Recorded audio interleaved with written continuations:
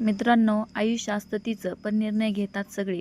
लग्नाच्या अगोदर तिचे निर्णय घेतात आई-वडील. लग्न झाल्यानंतर तिचे निर्णय घेतात तिचा नवरा आणि म्हातारपणी तिचे निर्णय घेतात मुलगा आणि सून.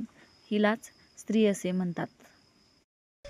मित्रांनो, व्हिडिओ आवडल्यास लाईक, शेअर, कमेंट करा.